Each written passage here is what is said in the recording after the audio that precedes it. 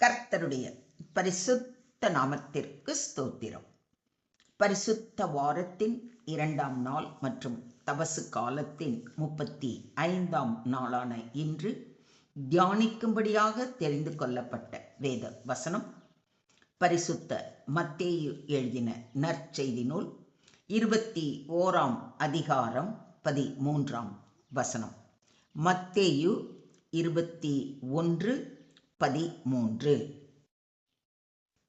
என்னுடைய வீடு ஜெப வீடு என்னப்படும் என்று எழுதியிருக்கிறது, நீங்களோ அதை கள்ளர் குகையாக்கினீர்கள். He said to them, it is written, my house shall be called a house of prayer, but you make it a den of robbers. என் இல்லம் இறைவேண்டலின் வீடு என அழைக்கப்படும் என்று மறைநூலில் எழுதியுள்ளது, ஆனால் நீங்கள் இதை கள்வர் குகை ஆக்குகிறீர்கள் என்று அவர்களிடம் சொன்னார். ஆமென். நேற்றைய தினம் கர்த்தராகிய இயேசு கிறிஸ்து நீதியின் ராஜாவாக, இரட்சிப்பின் ராஜாவாக, வல்லமையுள்ள ராஜாவாக தாழ்மையுடன் கழுதையின் மேலேறி எருசலேம் நகரத்தில் பிரவேசித்ததை தியானித்தோம். எருசலேம் நகரத்தில் பிரவேசித்தவர் நேரே எருசலேம் தேவாலயத்திற்குள் பிரவேசிக்கிறார். அங்கு மக்கள் பொருட்கள் விற்கிறார்கள், பணம் மாற்றுகிறார்கள், வியாபாரம் செய்கிறார்கள். இவை எல்லாம் தேவனை ஆராதிக்க வேண்டிய இடத்தில் நடந்தது. அதனால் இயேசு மிகுந்த கோபத்துடன் அந்த வியாபாரங்களை அகற்றினார். இந்த சம்பவம் மார்க்கு 11ஆம் அதிகாரம், லூக்கா 19ஆம் அதிகாரம், யோவான் 2ஆம் அதிகாரம் ஆகிய 3 சுவிசேஷங்களிலும் மிக அழகாக விரிவாக சொல்லப்பட்டு இருக்கிறது. இது குறித்து சற்று ஆழமாக தியானிப்போம். இயேசு ஆலயத்தில் பிரவேசிக்கும் போது அங்கே பலர் மாடுகள், ஆடுகள், புறாக்கள் விற்பனை செய்தார்கள். பொதுவாக அந்த ஆலயத்தில் பலி செலுத்த வேண்டி வருபவர்கள் அங்கு விற்கும் ஆடு, மாடு, புறாக்களை வாங்கி பலி செலுத்துவார்கள். அப்படி பலி செலுத்த வாங்கும் பொருட்களுக்கு அநியாய விலை விதித்து விற்பனை செய்தார்கள். ஆலயம் வியாபார இடமாக மாறிவிட்டது. இதை கண்ட இயேசு மேசைகளை கவிழ்த்தார், விற்கும் இடங்களை அகற்றினார், ஆலயத்தின் பரிசுத்தத்தை காத்தார்.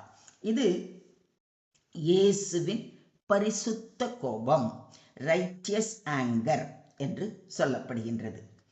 ஏன் இப்படி செய்தார் என்று பார்ப்போம்.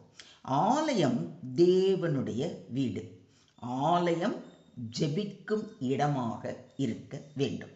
ஆனால் மக்கள் அதை வியாபார மையமாக மாற்றிவிட்டார்கள்.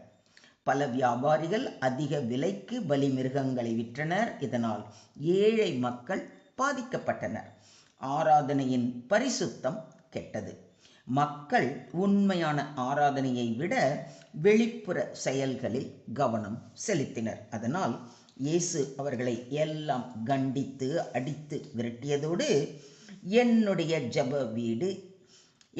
வீடு ஜெப வீடு என்னப்படும் என்று எழுதியிருக்கிறதே என்று தீர்க்க தரிசன வசனத்தை மேற்கோள் காட்டுகிறார். என் ஜெப வீட்டிலே அவர்களை மகிழப் பண்ணுவேன். என்னுடைய வீடு சகல ஜனங்களுக்கும் ஜெப வீடு என்னப்படும் என்று கர்த்தர் ஏசாயா தீர்க்கதரிசி மூலம் கூறுவதை ஏசாயா 56:7 வாசிக்கிறோம். ஆலயம் ஜெபிக்க வேண்டிய இடம், தேவனை தேட வேண்டிய இடம், பரிசுத்தமான ஆராதனை இடம். தேவனுடைய வீடு ஆன்மீக சந்திப்பு இடம்.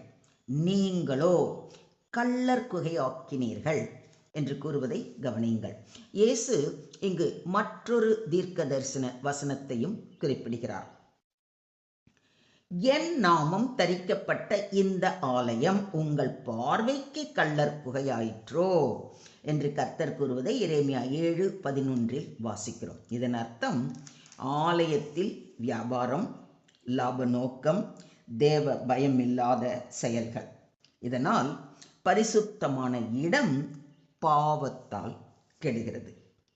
மொத்தத்தில் இன்றைய தியான வசனம் நமக்கு சொல்லும் ஆவிக்குரிய பாடங்கள்: 1. தேவனுடைய வீடு பரிசுத்தமானது. ஆலயம் ஒரு சாதாரண இடம் அல்ல. நீ தேவாலயத்துக்கு போகும்போது உன் நடையை காத்துக்கொள் என்று பிரசங்கி எச்சரிக்கை செய்வதை பிரசங்கி 5:1 வாசிக்கிறோம். 2.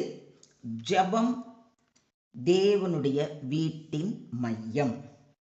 ஆராதனைக்கும் ஜெபத்திற்கும் முக்கியத்துவம் இருக்க வேண்டும். இடைவிடாமல் ஜெபம் பண்ணுங்கள் என்று பவுலடிகளாரும் வலியுறுத்துவதை 1 தெசலோனிக்கேயர் 5:17 வாசிக்கிறோம். 3. நாமே தேவனுடைய ஆலயம். புதிய ஏற்பாட்டில் விசுவாசிகளே தேவனுடைய ஆலயம். நீங்கள் தேவனுடைய ஆலயமாய் இருக்கிறீர்கள். You are the temple of God என்று பவுலடிகளார் கூறுவதை 1 கொரிந்தியர் 3:16 வாசிக்கிறோம். அதனால் நம் வாழ்க்கையும் பரிசுத்தமாக இருக்க வேண்டும். தேவனுடைய ஆலயமாகிய நம் இருதயத்தில் கோபம், விரோதம், பொறாமை போன்ற எண்ணங்களால் அதை கல்லர் குகை போல வைத்திருக்கிறோமா அப்படிங்கிறத நம்ம யோசிச்சு பார்க்கணும். சுருக்கமாக சொல்வதானால், தேவன் பரிசுத்தமானவர். அவருடைய வீட்டில் பரிசுத்தம் இருக்க வேண்டும்.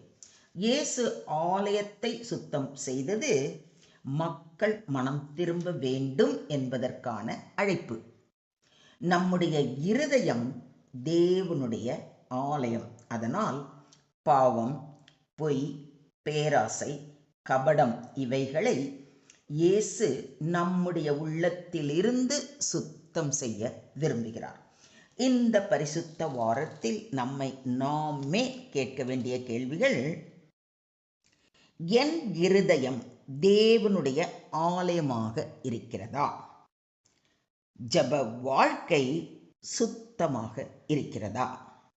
தேவனை விட உலக விஷயங்களில் நான் முக்கியம் செலுத்துகிறேனா? இந்த கேள்விகளை உங்களுக்குள்ளே கேட்டு அதற்கான விடையை கண்டு, கர்த்தாவே, என் இருதய ஆலயத்தை நீர் சுத்தப்படுத்தும் என்று அவர் கரத்தில் உங்களை ஒப்புக்கொடுங்கள். இயேசு ஆலயத்தை சுத்தம் செய்த சம்பவம் தேவனுடைய வீட்டின் பரிசுத்தத்தையும் நம்முடைய இருதயத்தின் சுத்தத்தையும் நினைவுபடுத்துகிறது. பரிசுத்த வாரத்தின் ஆரம்பத்தில் இதை தியானிப்பது மனம் திரும்பி ஈஸ்டரை, அதாவது உயிர்த்தெழுந்த கிறிஸ்துவை ஆவிக்குரிய ஆயத்தத்துடன் சந்திக்க அழைப்பு ஆகும். என்ன, இந்த அழைப்பை ஏற்று அதன்படி நடக்க தயாரா இருக்கீங்களா? Today's verse teaches that God's house is meant to be a house of prayer, but people had turned it into a den of robbers by using it for selfish gain and corruption. Jesus cleansed the temple to restore its holiness.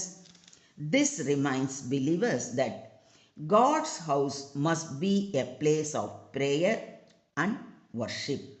Spiritual life should not be mixed with greed or hypocrisy. Our hearts are also God's temple and must remain pure. God desires a pure heart and a prayerful life. Do you believe this? ஸ்தோத்திரம் ஆண்டவரே, ஸ்தோத்திரம் கர்த்தாவே, ஸ்தோத்திரம் ஸ்தோத்திரம் ஸ்தோத்திரம்.